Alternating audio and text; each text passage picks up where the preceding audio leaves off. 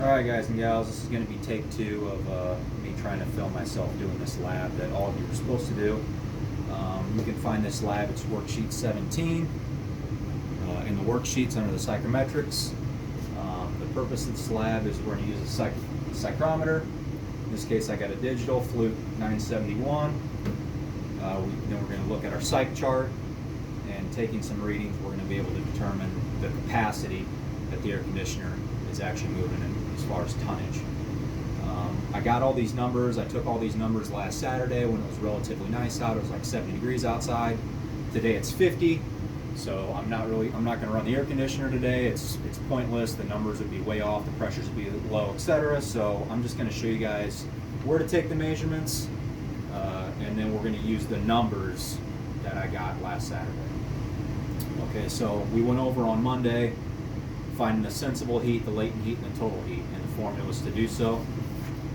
Again, we're talking sensible, we're talking dry bulb, latent, we're talking moisture, and then total is everything.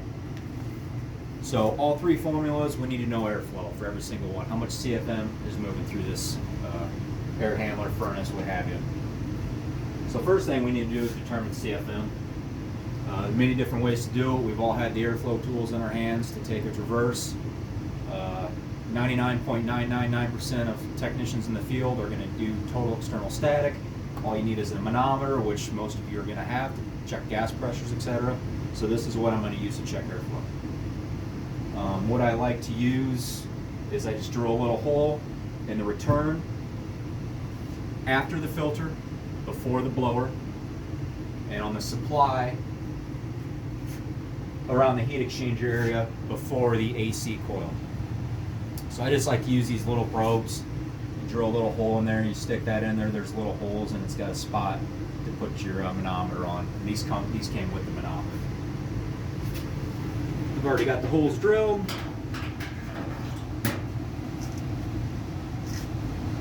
This application in AC mode, the fan speed is medium-high, so we're going to use that chart. Got our meter zeroed. Going to measure our return. About minus 0.6. That's what I had the other day. I've already got that wrote down. Again, we'll zero our meter. Come over here and hook it up before the AC coil, because we want that figured in with our restriction. Got about 0.32 on the supply. Again, it's been a couple weeks since we did this lab, but you treat the negative return as a positive, you add the two together, that's your total external static. So with those two added together, what I had the other day,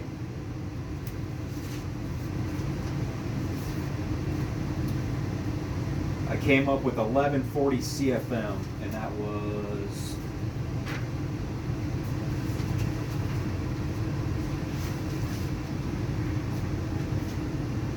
so the other day I had minus 0.6 in the return, positive 0.33, so that's going to be, we're going to treat that negative as a positive, minus 0.93 total. Again, this is a review, we've already done this, but we've got an 80,000 BTU Luxair. We're running on medium high speed. 0.9 and 1.0, we're somewhere in the middle here. Medium high on over. I just averaged the two and I came up with 1140 CFM. So we're going to use that 1140 CFM for all three equations, whether we're finding sensible, latent, or total. We need to know CFM, so 1140, we're good to go. So that's the first part. And if we were actually doing this real time and running the AC, that would give you time while you're doing all that. You let the refrigeration circuit kind of stabilize. You should let it run to 10-15 minutes, get everything moving around and everything kind of stable. So now we know our CFM, so we need to know our sensible heat, we need to know our delta T. Our latent heat, we need to know delta grains. So here's where we start taking our measurements using this Fluke digital psychrometer. This is a pretty nice meter. It does everything kind of for you. Measures dry bulb, and this uses a humidity sensor. And Those are all we need is 2 points, right? And then we take 2 points on the psych chart and we can find everything else. Well, this thing's doing all that for us. It knows what these 2 points is because it's got a dry bulb sensor and it's got a humidity sensor. So from there we can scroll through and it gives us what our dew point is of the air right now. It calculates our wet bulb for us. I think that's it. Yeah, that's it. So this meter will give you relative humidity, dry bulb, wet bulb, and dew point, all right here.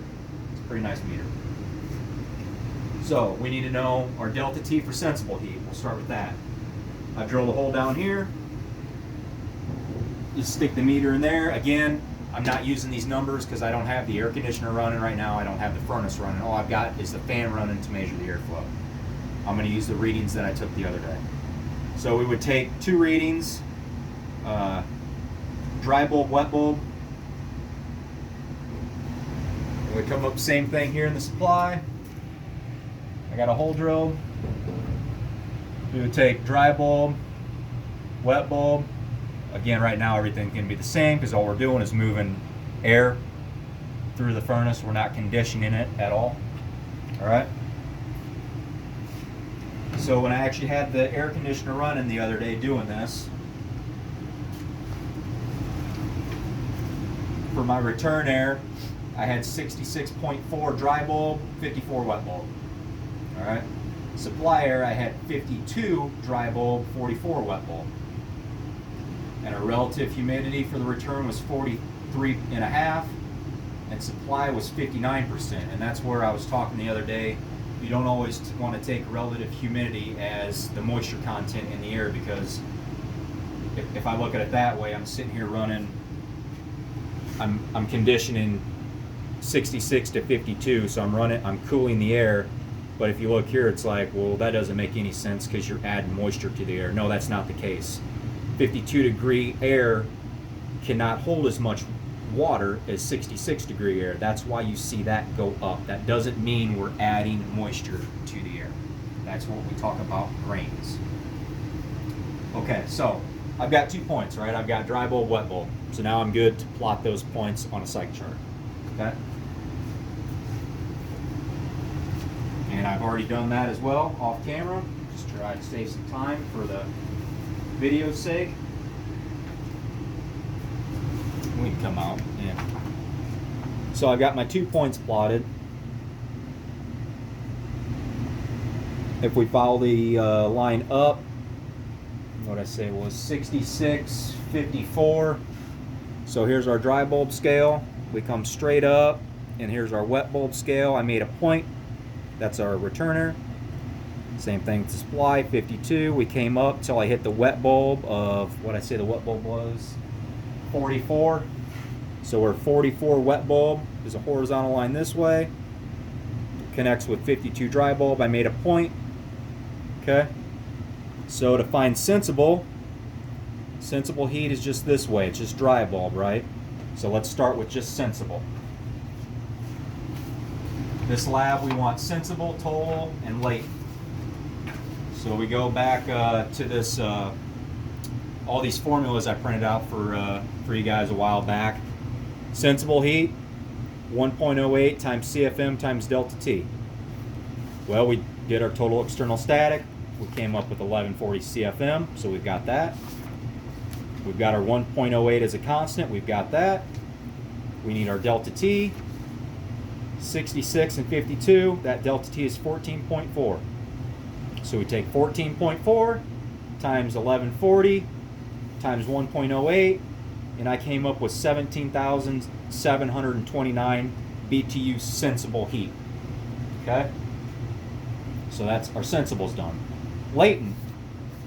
Again, we go back to our latent formula. We've got our constant of 0.69.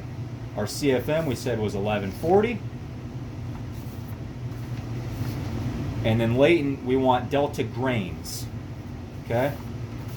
Well, from here, we find that on the site chart. I got too many papers going here.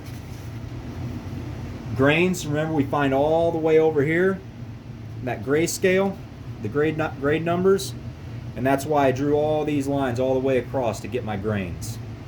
Okay? Grains, I've got, I think I wrote it down here. Yes, the supply grains was 44 and the air leaving was 35. So that tells me we are dehumidifying because our grains went down. And what also tells me we're dehumidifying is not only are we going over on the psych chart, which tells me we're sensible cooling, we're also going down on the psych chart, which tells me we're dehumidifying. Remember, if we go to the left, sensible, we're cooling. If we go down, we're removing moisture, we're dehumidifying. So we're doing both when we go diagonal like that. That's cooling with dehumidification, okay? So back to our latent formula, 0.69 times our CFM, we said again 1140, times the delta grains, we said was 44 and 35, so that's 9. All right, and again, the grains are found all the way over here on the side in the grayed out numbers. And we just take our lines straight across from the two plots we pointed. Remember, if we find 2 points, we found wet bulb, dry bulb, we can make that point and go every which way to find everything else we need to know about the air. So with that being said, long story short, our latent load was 7,079 BTUs. And again, that was found by 0.69 times 1140 times 9. That came up with our latent load. Total load, total heat, is a difference in enthalpy, which is represented by H. So again, we go back to our psych chart, our 2 points, we take straight up this way to our enthalpy scale, which is all along this top. You guys remember from Monday? And that's where we just kind of intersect what we got for our total heat, okay? So this line, it's about 22.8 and 17. So that difference is 5.8. So we had 22.8 capacity on the return, 17. I'm sorry, not capacity. BTU, total heat content, in the return, and in the supply, that difference is 5.8. All right, so that's a difference in enthalpy or heat content in the air. And to find that, we come back, we got 4.5, we've got our constant, just like in our other two formulas, we've always got a constant.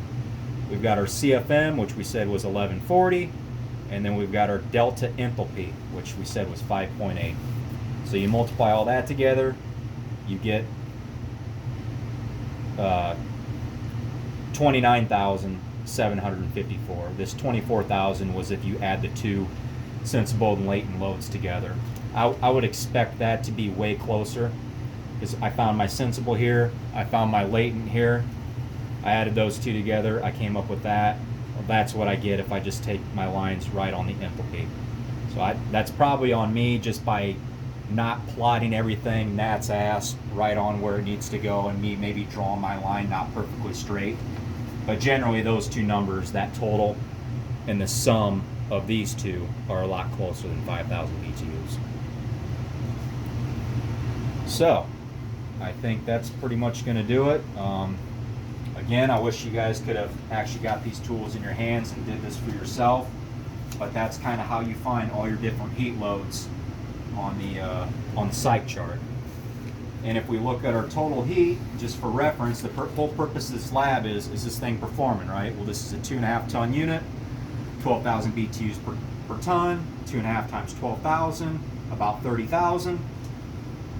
We came up with a total heat load of 29,754. That's pretty damn close. Okay.